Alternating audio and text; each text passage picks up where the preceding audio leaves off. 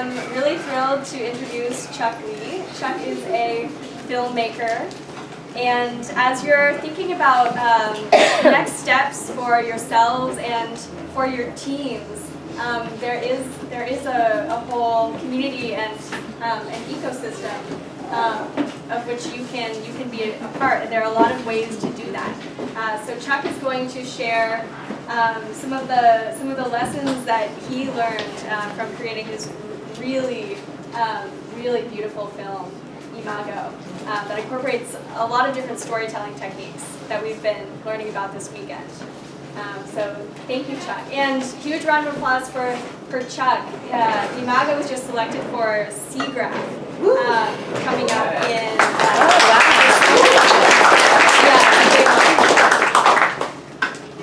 Okay, so today I'm going to talk about the lessons I learned from Imago. So Imago is a narrative virtual reality film from the perspective of a disabled person. So I'm Chuck. My name is Chuck Tsung-Han Lee. Tsung-Han is my real name. I'm from Taiwan. Chuck is my preferred name. I'm naming myself from the Gossip Girl, if you know that. so I'm currently the product intern at Weaver.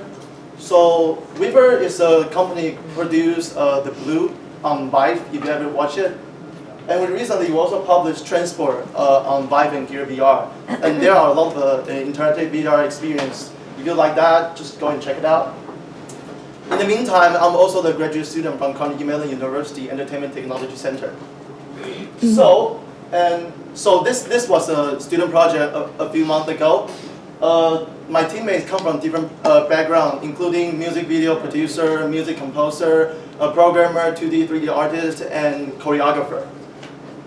So we got a lot of time to experiment. So I want to tell you what I've been through from the experience, what I learned from the experience. And okay, so we just got accepted by SEAGRAPH this year in July or August, I forgot. And we were also the honorable mention in Unity VR AR Vision Summit back in February. So let me show you the trailer of Imago first.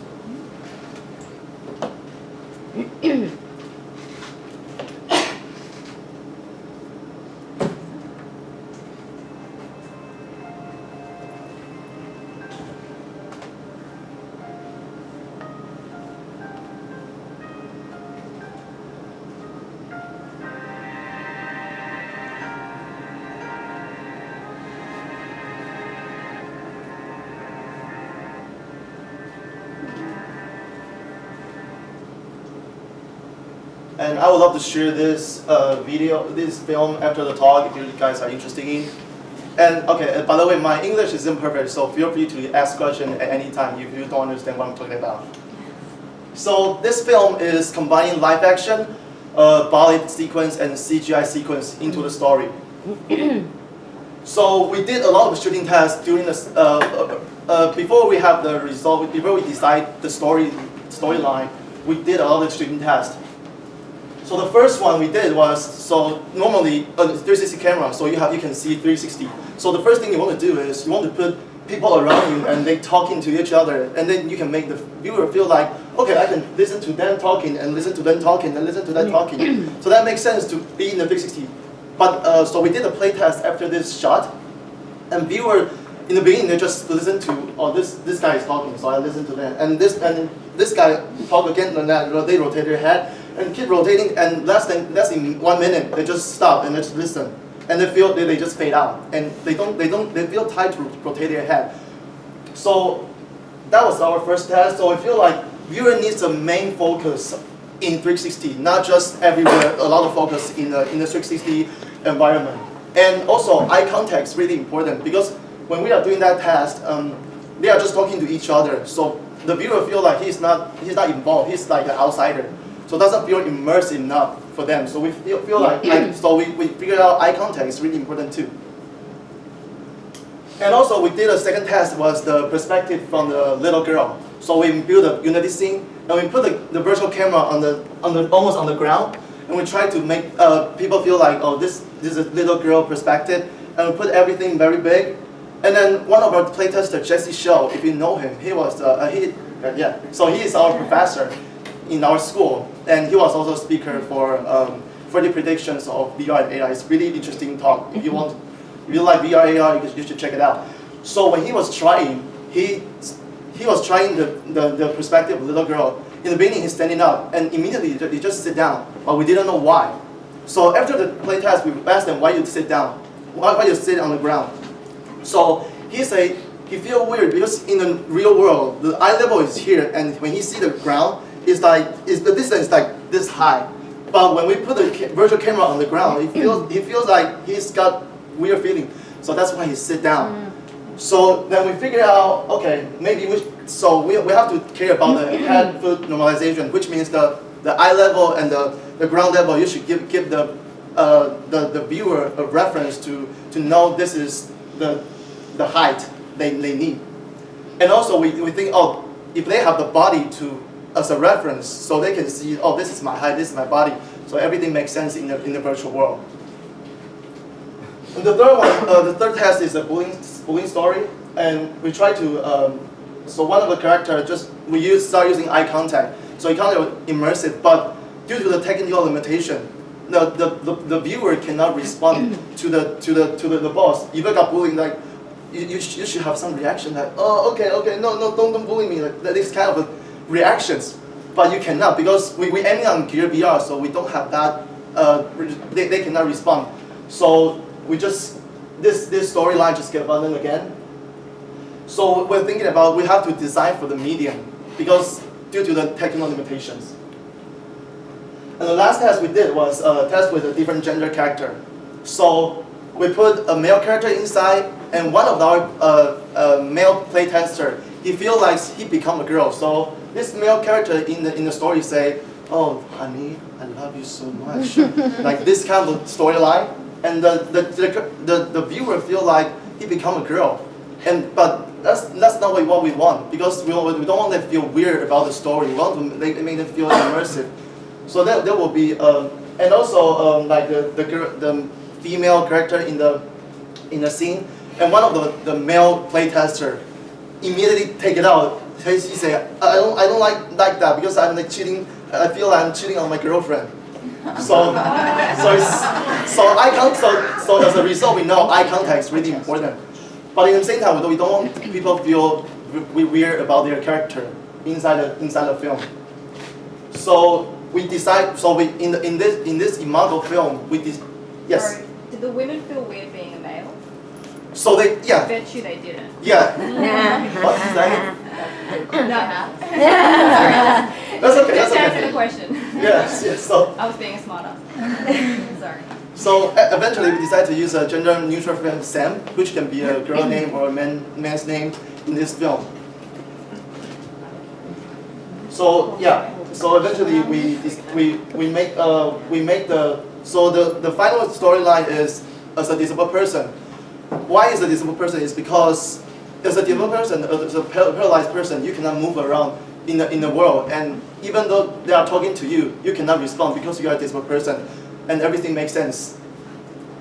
And this is our rig, so you can see we put a 360 camera on the top of the mannequin, and we were trying to use the real person, but we cannot just cut someone's head and put it in the scene. That's illegal.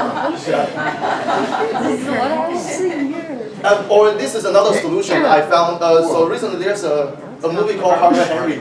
They built a rig on a human, so you can use the real body now. So this is our rig look like. So we just use a piece of wood and build out a mannequin and dress it up. Is that for your actors to make it look human, to interact with it? Yeah. So in our story, it's a first-person point of view. Right. So you are sitting in a wheelchair, and this is your body inside. When you are watching, that's your body. Right. No, I'm just thinking of your other actors interacting. Why do you bother make it look like a human? Because you can see your body from inside. Oh, got it. Huh? Why did you choose to Yeah, embody that's a your good character? question. Because like what I say is when we are using the Unity scene, we feel like you have the body to stay, and then you can have the reference of the world. But there's clothes outside of the wood, though, right? Yeah. Yeah. Okay. Well, yeah. This is just the inside. I'll just want to show you the inside. Yeah. Let me change the question. If it wasn't a disabled person, would you still have given it a body? That's a good question. If it's that situation, because you cannot move around in a skater VR, you don't have the body sensor on it, so we won't use if it's in that case, we won't use a mannequin.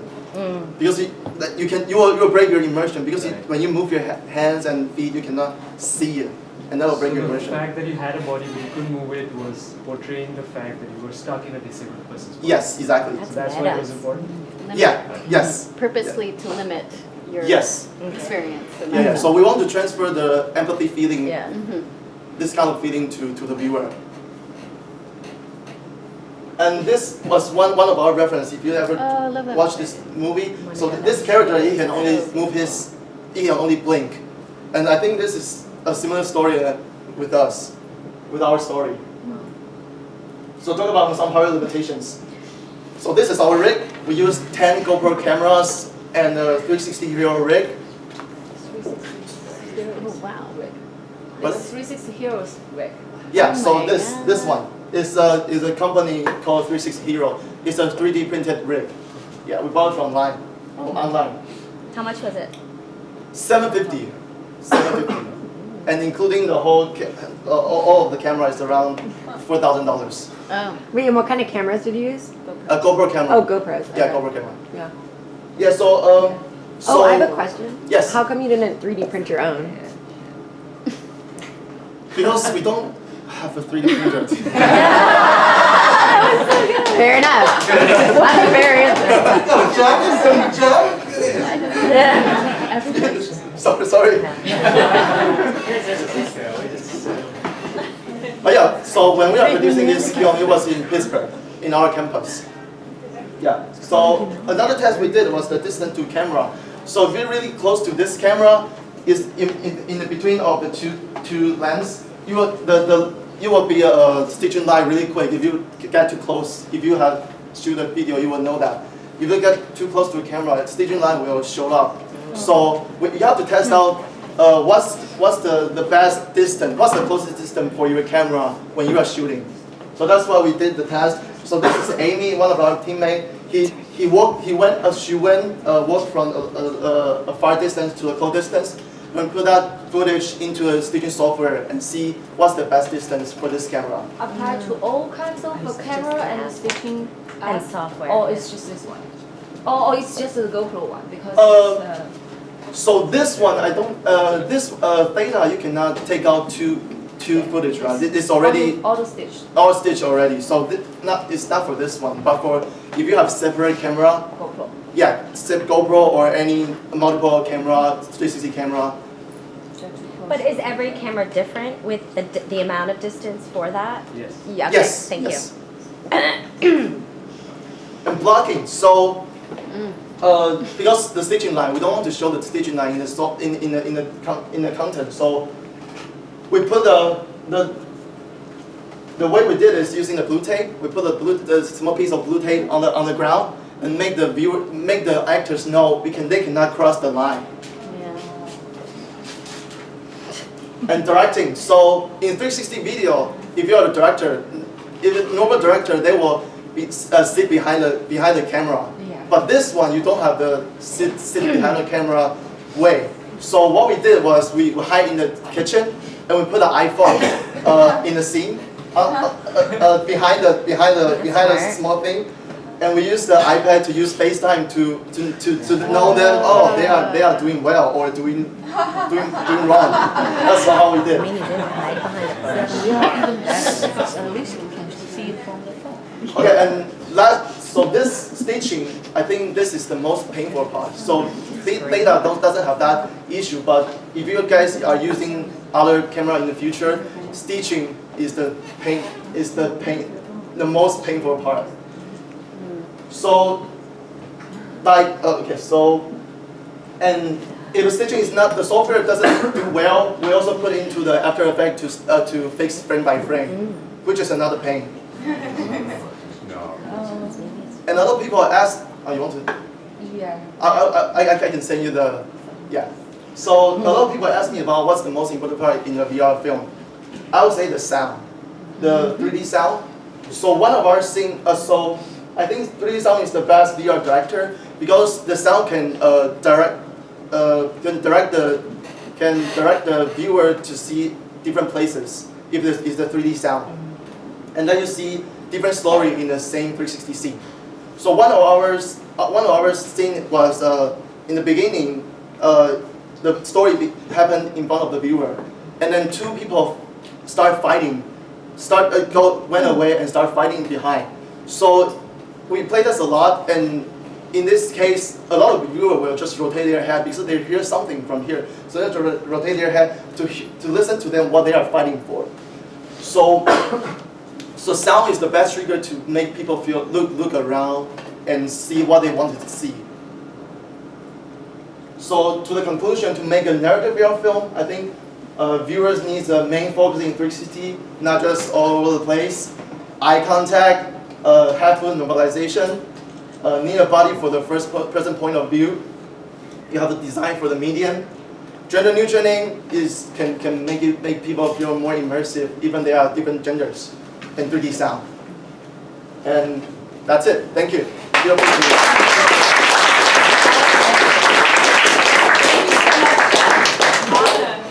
So Chuck will be hanging out for a few minutes, hopefully, if you can, to answer any questions and show people the film. Yeah.